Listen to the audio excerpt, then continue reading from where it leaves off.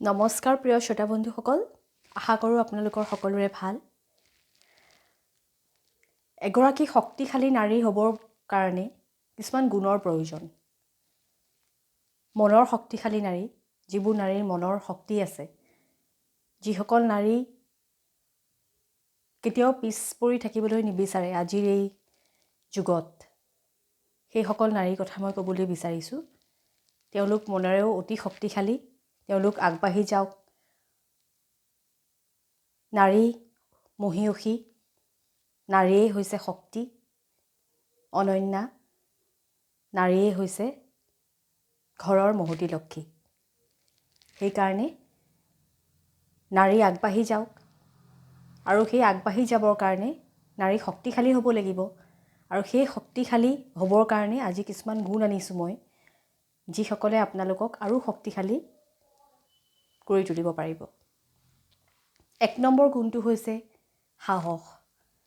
যিমানেই বাধা বিঘিনি নাহক কিয়, আপোনাৰ জীৱনলৈ যিমানেই কষ্ট নাহক কিয়, যিমানেই অন্ধকাৰ নামি নাহক কিয়, আপুনি যদি সাহসেৰে সন্মুখীন হৈ, আপুনি যদি সাহসেৰে আগবাঢ়ি যাব পাৰে, বাধা বিঘিনিবোৰক সাহসেৰে যদি আপুনি নেওচিবলৈ চেষ্টা কৰিব পাৰে, তেতিয়া আপুনি সাহসী বুলি আপোনাক গণ্য কৰা হ'ব। যিমানেই বাধা বিঘিনি নাহক কিয়, পৃথিৱীততো বাধা বিঘিনি আহিবই, প্ৰত্যেক কদমতে আপোনাৰ বাধা বিঘিনি আহিবই। আপোনাক ঈশ্বৰে পৰীক্ষা ল'বই, বাধা বিঘিনি আপোনাক আগত দাঙি ধৰিবই তেওঁ। আপুনি সেই বাধা বিঘিনিবোৰ ফালি পেলাই আগবাঢ়ি যাব লাগিব, আৰু তেতিয়া আপুনি শক্তিশালী বুলি পৰিণিত হ'ব। সেইকাৰণে সাহসী হওক, সাহসেৰে জীৱনটো চলাই নিয়ক। ২ নম্বৰটো হৈছে কেতিয়াও আনৰ পৰচৰ্চা নকৰিব। পৰচৰ্চা কৰা নাৰী কেতিয়াও সাহসী বুলি ক'ব নোৱাৰি, কাৰণ তেওঁ ইগৰাকীৰ লগত নিজকে কম্পেয়াৰ কৰে, সেইকাৰণে তেওঁ পৰচৰ্চা কৰে। তেওঁ নিজকে যদি মহান বুলি ভাবে, নিজকে যদি তেওঁ শক্তিশালী বুলি ভাবে, তেওঁ আনৰ কথা কেতিয়াও বেয়াকৈ নাভাবে বা আনৰ কথা কেতিয়াও ডিছকাছ নকৰে বেলেগৰ আগত। সেইকাৰণে এগৰাকী শক্তিশালী নাৰী নিজস্ব, নিজৰ মতে থাকিবলৈ লাগে। আনৰ বেয়া দেখিছে বেলেগৰ এজনৰ আগত কেতিয়াও তেওঁ ডিছকাছ কৰিব নালাগে। তেওঁ মনেৰে ভাবি থ'ব পাৰে কিবা বেয়া লাগিছে, মনেৰে ভাবি থওক, কিন্তু আনৰ আগত ডিছকাছ কৰি, আনৰ লগত গছিপিং কৰি, বেকবাইটিং কৰি লাভ নাই। মানে আপুনি নিজৰ কথা ভাবক, নিজৰ মতে আগবাঢ়ি যাওক। আনৰ কথা, আনৰ 10জনে কি কৰিলে কি নাই কৰা, নিজৰ মতে ভাবি পেলাই সেইবোৰ কথা আপুনি ভাবিব পাৰে, কিন্তু আনৰ আগত কেতিয়াও ডিছকাছ নকৰিব। যদি ডিছকাছ কৰে, তেতিয়া আপুনি মানে নিজকে কম্পেয়াৰ কৰাৰ নিচিনা হয়। সেই মানুহজনক আপুনি বেয়া পায়, সেইকাৰণে আপুনি ইজন মানুহৰ কথা ইজন মানুহৰ আগত ক'লে। আৰু সেই তেনেকুৱা মানুহবোৰ কেতিয়াও ষ্ট্ৰং মাইণ্ডেড বুলি ক'ব নোৱাৰি। সেইগৰাকী নাৰীক কেতিয়াও ষ্ট্ৰং মাইণ্ডেড বুলি ক'ব নোৱাৰি। তেওঁ নিজকে ভাল দেখুৱাবৰ কাৰণে বেলেগ এজনৰ কথা ক'ব, এইটো প্ৰমাণিত কৰিবলৈ ক'ব যে তেওঁ কিমান মহান। কিন্তু আচল কথা হৈছে, মানুহে যদি আপোনাৰ গুণ দেখে, তেতিয়াহ'লে আপুনি এনেও মহান হ'ব। আপুনি যদি গুণী হয়, আপোনাৰ যদি গুণ আছে, আপুনি যদি শক্তিশালী হয়, মানুহে আপোনাৰ নাম এনেও ল'ব। আপুনি নিজকে দেখুৱাব নালাগে যে আপুনি কিমান ভাল। আপুনি বেয়া পোৱা মানুহজনৰ কথা আপুনি বেলেগ এজনক ক'ব নালাগে, আৰু নিজকে প্ৰমাণ কৰিব নালাগে যে আপুনি কিমান পাৰফেক্ট। আপোনাক মানুহে এদিন এনেও গম পাব যদি আপুনি ভাল কাম কৰিছে, যদি আপুনি শক্তিশালী নাৰী বুলি পৰিগণিত হৈছে। আনৰ কথা ডিছকাছ নকৰিব, সেইকাৰণে বেকবাইটিং নকৰিব, আৰু গছিপিং নকৰিব, পৰচৰ্চা পৰনিন্দা নকৰিব। তেতিয়াই আপুনি শক্তিশালী বুলি পৰিগণিত হ'ব। যদি আপুনি নিজস্বৰে থাকে, নিজকে যদি গুৰুত্ব দি থাকে, আনৰ কথা পাতিলে আপুনি কেতিয়াও শক্তিশালী নাৰী বুলি পৰিগণিত নহ'ব। সেইকাৰণে আনন্দময় পৰিৱেশ এটা কৰি নিজৰ মনে থাকক, নিজৰ মনৰ মালিক হৈ আগবাঢ়ি যাওক। ঠিক আছে? ৩ নম্বৰটো হৈছে শান্তি। এগৰাকী শক্তিশালী নাৰীয়ে এটা পৰিৱেশ, এখন ঘৰ শান্তিত ৰাখে। কোনো অন্যায়, কোনো মিছা কথা, ফাঁকি কথা কৈ পেলাই তেওঁ এখন সংসাৰ নচলায়। তেওঁ ন্যায়ভাৱে আগবাঢ়ি যায়, সঁচা কথাৰে তেওঁ এখন ঘৰ চলায়। এগৰাকী ভাল মাক, এগৰাকী ভাল পত্নী হৈ পেলাই তেওঁ আগবাঢ়ি যায়। তেওঁ শান্তি বিচাৰে এখন ঘৰৰ, এটা ফেমিলিৰ শান্তি বিচাৰে। তেওঁ এটা ফেমিলিলৈ শান্তি আনিবলৈ বিচাৰে। তেওঁ সেইকাৰণে সমিল মিলেৰে কটাবলৈ ভাল পায়।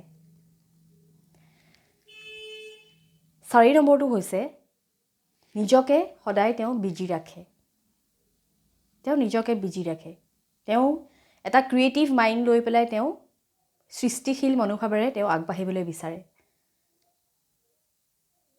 তেওঁ সৃষ্টিশীল। তেওঁ হাউচৱাইফ হ'ব পাৰে, তেওঁ কৰ্মগত মহিলা হ'ব পাৰে, তেওঁ বহুত ভিন্ন ভিন্ন তেওঁ বিজনেছ কৰিব পাৰে। মুঠতে তেওঁ সৃষ্টিশীলেৰে তেওঁ আগবাঢ়ে। তেওঁ আনক নিজৰ লগত কেতিয়াও কম্পেয়াৰ নকৰে। তেওঁ সৃষ্টিশীলা, তেওঁ ক্ৰিয়েটিভনেছ, তেওঁ কিবা গঠনমূলক কাম কৰি ভাল পায়। তেনেকুৱা মাইণ্ডেড মানুহবোৰে ষ্ট্ৰং হয়।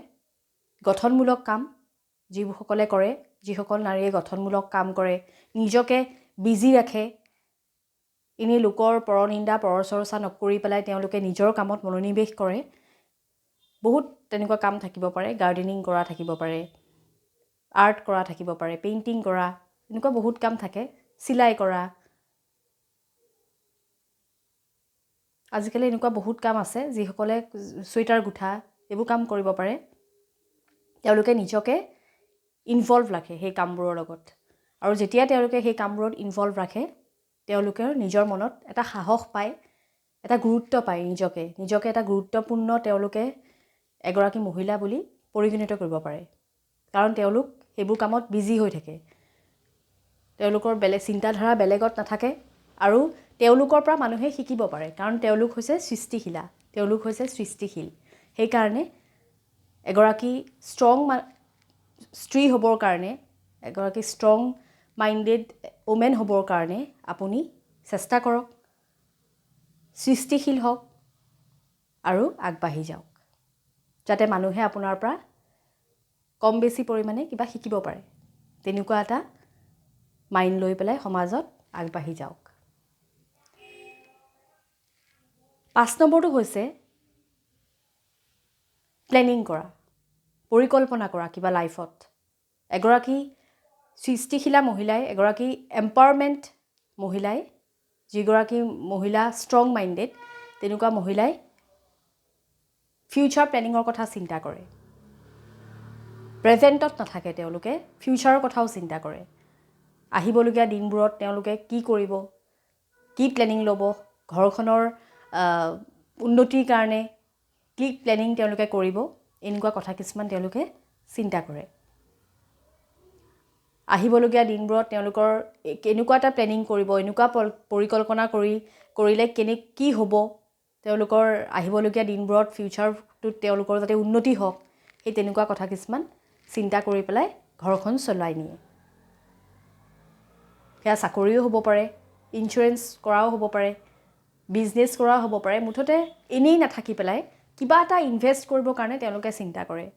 আৰু এনেকুৱা মানুহ ষ্ট্ৰং মাইণ্ডেড বুলি ক'ব পাৰি, সাহসী বুলি ক'ব পাৰি। আপুনি যদি নিজকে সাহসী বুলি পৰিগণিত কৰিব বিচাৰে, তেতিয়াহ'লে আপুনি পৰিকল্পনা কৰিবই লাগিব। আপোনাৰ ফেমিলিটো সুৰক্ষাৰ কাৰণে আপুনি পৰিকল্পনা কৰিবই লাগিব।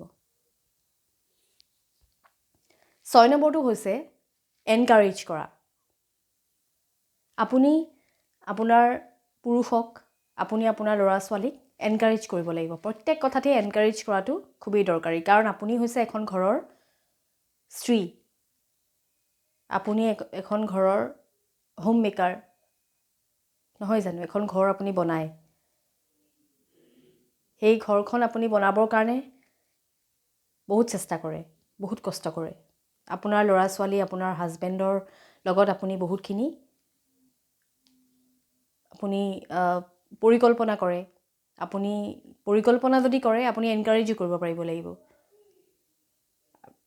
তেওঁলোক যদি ভাগি পৰে কোনো সময়ত ভাগি পৰিব পাৰে বা কোনো সময়ত আপোনাৰ ল'ৰা ছোৱালীক আপুনি যদি ডিছকাৰেজ কৰে তেতিয়া আপুনি কেতিয়াও তেওঁলোক উঠি নাহে উঠিবলৈ চেষ্টা কৰিবলৈ যেতিয়া তেওঁলোকে উঠিবলৈ চেষ্টা কৰে জখলাডালত তেতিয়া যদি আপুনি নোৱাৰ তই পৰি যাবি এনেকৈ যদি কথাখিনি কয় তেতিয়াহ'লে তেওঁলোক কেতিয়াও আগবাঢ়িব নোৱাৰে সেইকাৰণে আগবাঢ়িলেও মানে তেওঁলোকে নিজৰ ঘৰৰ মানুহগৰাকীৰ পৰা এটা পজিটিভ ইনচাইট ল'বলৈ বিচাৰে এগৰাকী ৱাইফৰ পৰা বা এগৰাকী মাকৰ পৰা প্ৰত্যেক সন্তানে বা প্ৰত্যেক হাজবেণ্ডে এটা পজিটিভ ইনচাইট বিচাৰে আৰু সেই পজিটিভ ইনচাইটটো হৈছে এনকাৰেজ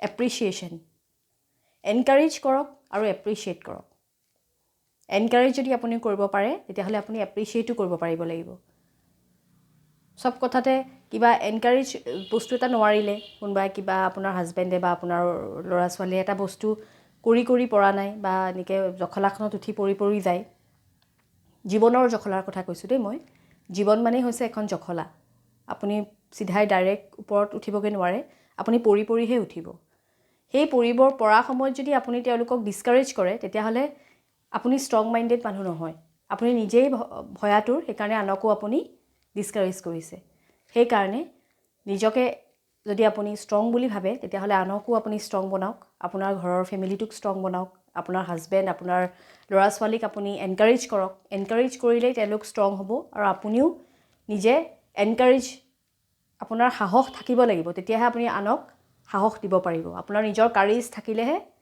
আনক এনকাৰেজ কৰিব পাৰিব সেইকাৰণে নিজৰ হাজবেণ্ড নিজৰ ল'ৰা ছোৱালীক আপুনি এনকাৰেজ কৰক প্ৰত্যেক কথাতে এপ্ৰিচিয়েট কৰক যেতিয়া পাৰিব তেতিয়া এপ্ৰিচিয়েট কৰিবলৈ শিকক তেতিয়া দেখিব আপুনি সঁচাকৈয়ে এগৰাকী ষ্ট্ৰং মানে এগৰাকী ষ্ট্ৰং ওমেন এগৰাকী আপুনি মহাত্য নাৰী মানে আপুনি এগৰাকী সাহসী নাৰী বুলি পৰিগণিত হ'ব আৰু 7 নম্বৰটো হৈছে কেতিয়াও ভাগি নপৰিব